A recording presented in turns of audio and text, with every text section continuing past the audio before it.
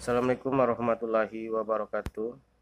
Selamat pagi semuanya. Semoga kita semua dalam keadaan sehat walafiat dan selalu dalam lindungan Allah Subhanahu wa taala. Amin ya robbal alamin. Baiklah anak-anakku sekalian, hari ini kita akan melanjutkan materi kita pelajaran PKN ya. Ini adalah pertemuan ketiga setelah kalian masuk di SMP Abung Tinggi. Namun kita belum sempat bertatap muka dikarenakan ada pandemi corona, dan kita berharap, kita berdoa supaya corona ini cepat selesai dan kita dapat belajar sebagaimana mestinya, bertemu dengan kawan-kawan yang lain, saling berkenalan, dan karena Bapak yakin kali ini belum banyak yang kenal. Langsung kita masuk ke materi ya.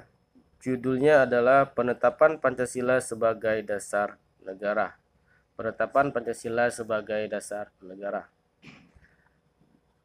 Indonesia itu dijajah oleh Jepang itu tidak lama. Namun Jepang itu adalah negara yang sangat kejam menjajah Indonesia, karena Jepang bukan hanya mengambil hasil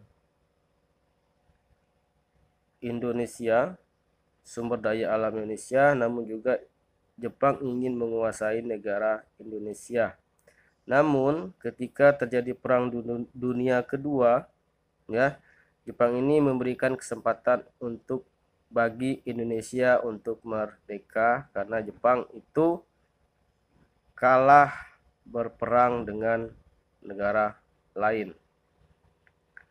Kekalahan Jepang dalam perang dunia kedua membuka kesempatan bagi bangsa Indonesia untuk mempersiapkan kemerdekaan atas dasar prakarsa sendiri. Lalu bagaimana dampaknya terhadap keberadaan BPUPKI? Ya, setelah menyelesaikan tugas BPUPKI dibubarkan, dan sebagai gantinya pada tanggal 7 Agustus 1945 Jepang mengumumkan pembentukan Panitia Persiapan Kemerdekaan Indonesia atau PPKI, atau disebut juga dalam bahasa Jepang adalah Dokuritsu Zunbi Inkai. Itu dalam bahasa Jepangnya Dokuritsu Zunbi Inbai.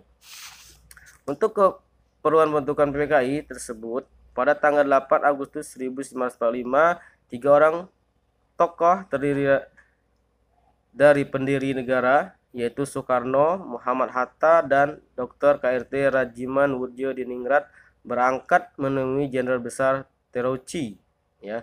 Berangkat menemui Jenderal Besar Terauchi Saiko Sisikan di Saigon.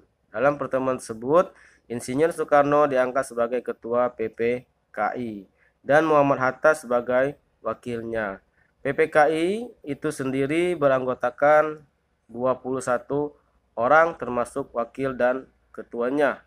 Namun setelah pulang ke tanah air, setelah pulang dari Saigon, pulang lagi ke Indonesia pada tanggal 14 Agustus 1945, Insinyur Soekarno mengumumkan bahwa Indonesia akan merdeka secepat mungkin, dan bukan karena hadiah dari Jepang, namun adalah hasil keras bangsa Indonesia sendiri tanpa campur tangan negara lain.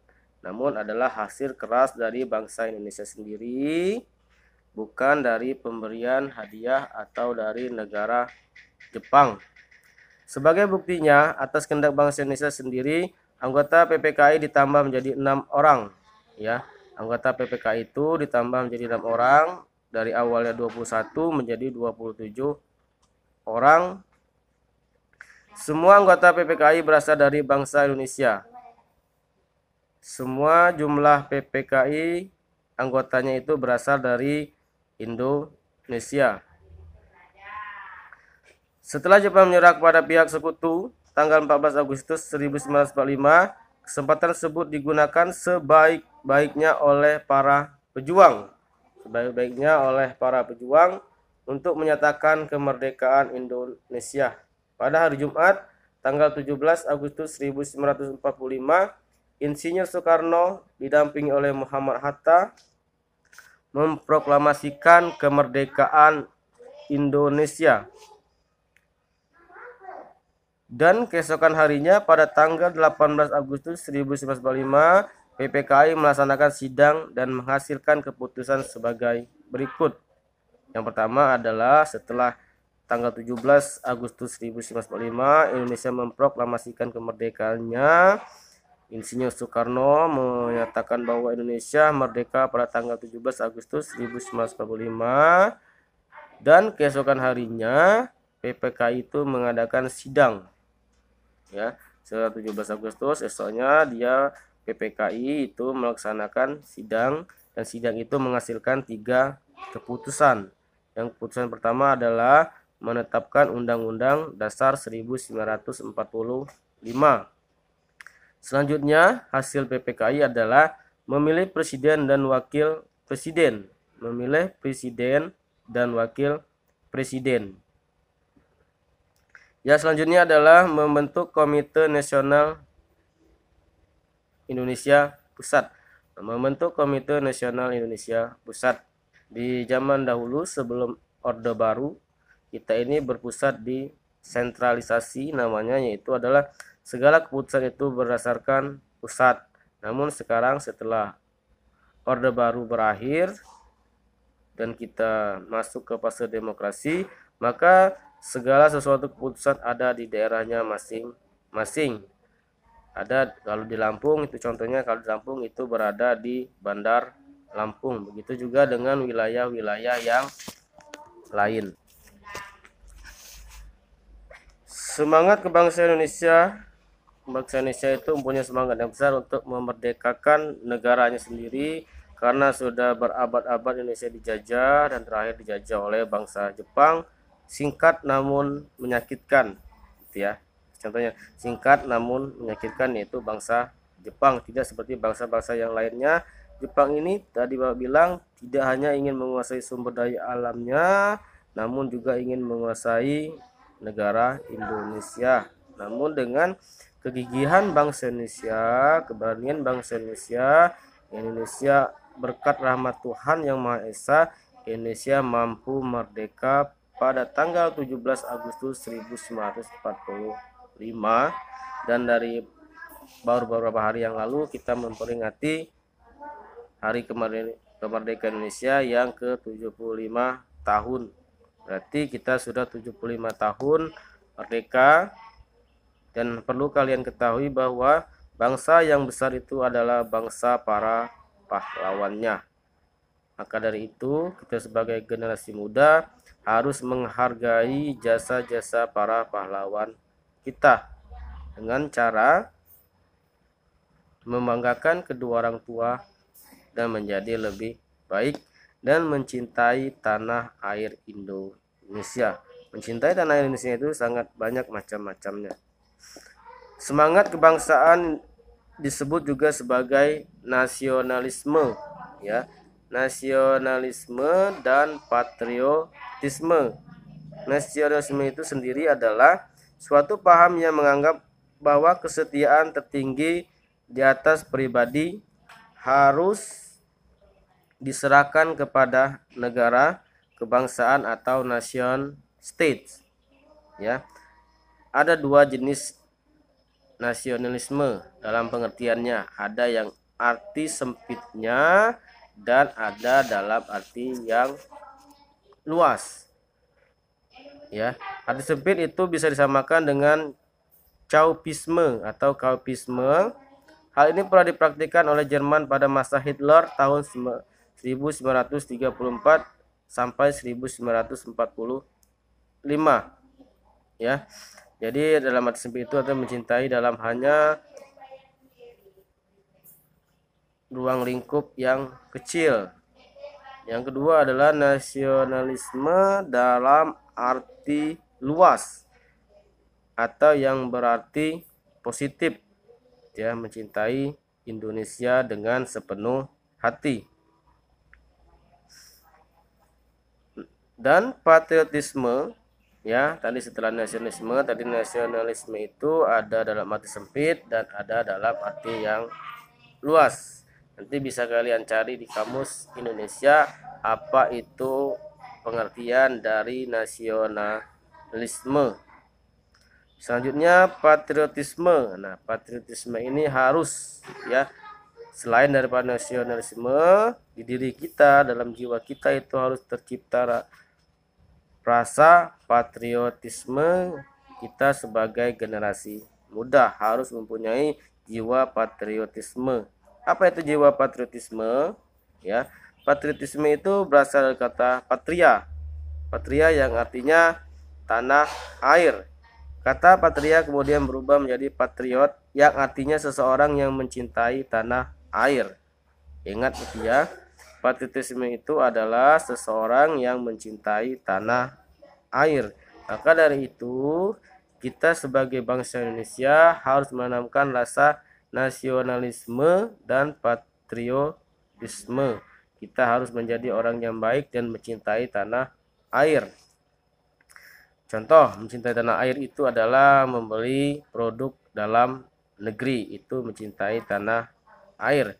Menjaga kebersihan lingkungan, itu juga termasuk mencintai tanah air. Patriotisme harus berani berjuang untuk negaranya sendiri. Contohnya yang lebih mudah adalah ketika ada olimpiade olahraga, kita ikut andil dalam hal tersebut dan dapat mengharumkan nama sekolah. Nah, mengharumkan nama sekolah itu otomatis mengharumkan bangsa Indonesia. Kenapa mengharumkan bangsa Indonesia? Karena dengan adanya lomba tersebut mungkin kita akan bisa ikut lomba tingkat kabupaten, tingkat provinsi, dan nasional, dan tingkat internasional. Maka seperti bulu tangkis dan lain-lain itu kita sudah menjadi juara dunia, secara tidak langsung itu mengharumkan nama bangsa Indonesia. Itu adalah contoh patriotisme pada saat zaman sekarang. Beda dengan zaman dulu. Kalau zaman dulu patriotisme itu berjuang mati-matian. Kalau kita tidak berjuang mati-matian, tetapi menjadi lebih baik atau membanggakan bangsa Indonesia di kancah negara-negara yang lain. Itulah sifat patriotisme yang harus tertanam di diri kita. Kita sebagai generasi muda harus mengharumkan nama bangsa Indonesia. Tidak harus mengharumkan bangsa Indonesia dengan arti luas, namun juga dalam arti sempit kita harus menjadi orang yang lebih baik. Itu adalah salah satu mengharumkan bangsa Indonesia. Selanjutnya, nasionalisme dan patriotisme tadi harus kita ada di dalam diri kita, karena sifat tersebut dibutuhkan oleh bangsa Indonesia untuk menjaga kelangsungan dan kejayaan bangsa Indonesia. Kenapa? Karena adalah suatu negara itu disebabkan adanya rakyatnya. Kalau tidak ada rakyat, maka negara tidak akan pernah terjadi. Kita sebagai generasi muda harus mempunyai komitmen. Ya, apa itu komitmen? Adalah perilaku yang ditandai oleh rasa memiliki, memberikan perhatian, serta melakukan usaha untuk mewujudkan harapan dan cita-cita sungguh-sungguh. Kita harus mempunyai komitmen. Ya, contoh, kalau seandainya nanti kalian sudah kuliah, saya harus berkomitmen bahwa kuliah saya hanya dalam waktu 4 tahun. Maka kalian harus bersungguh-sungguh belajarnya supaya nanti di waktu kuliah itu bisa lulus atau selesai secara cepat, maksimal 4 tahun. Kenapa Bapak contohkan kuliah? Karena kuliah itu beda dengan sekolah, ya. Kalau SD itu 6 tahun, SMP 3 tahun, SMA 3 tahun. Namun kalau kuliah itu tidak ada batas tahunnya, karena kita lulus kuliah itu sesuai dengan kemampuan kita. Kalau kita bersungguh-sungguh, walaupun kita tidak pintar, namun kita rajin, insya Allah akan cepat selesainya.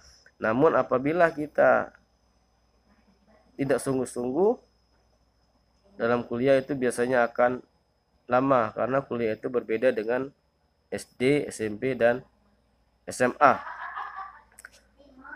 Baiklah anak-anakku, cukup sekian pelajaran PKN ya. Untuk tugasnya dari uraian awal hingga akhir ini Bapak ingin kalian belajar mandiri, yaitu tolong kalian buat soal 1 sampai dengan 5 dan soal tersebut dijawab sendiri. Jadi kalian buat soal itu kalian buat dan kalian isi sendiri berdasarkan materi yang Bapak buat yang kita pelajari saat ini ya. Jadi materinya soalnya jangan menyimpang dari materi, namun boleh soal sesuai dengan materi apa yang kita pelajari saat ini. Dibuat itu 5 soal, soalnya 5 dan diberi jawaban sendiri. Soalnya seperti biasa di kertas folio dan dikumpul secepatnya melalui pesan WA ya. Dan untuk kalian di rumah itu kertasnya jangan sampai hilang karena nanti akan Bapak kumpul secara kolektif atau bersama-sama, dan pengumpulan nanti Bapak beritahukan selanjutnya ya, karena Bapak belum tahu kapan ini mau mengumpulnya. Dikhawatirkan nanti kalau kumpul-kumpul terlalu banyak ke sekolahan, dan sekarang kita ini tidak boleh dulu ke sekolah. Jadi sekarang ini untuk sementara cukup kalian kumpul melalui WA dulu, dan tolong jangan sampai hilang ya. Jadi soalnya tadi tolong diingat, soalnya adalah buat 5 soal berdasarkan materi yang kita pelajari, diisi dan nanti dikumpul secepatnya dengan Bapak. Bapak akhiri ya pelajaran kita sampai di sini. Nanti kita lanjutkan di lain waktu. Bapak tutup dengan akhir kata, Assalamualaikum warahmatullahi wabarakatuh.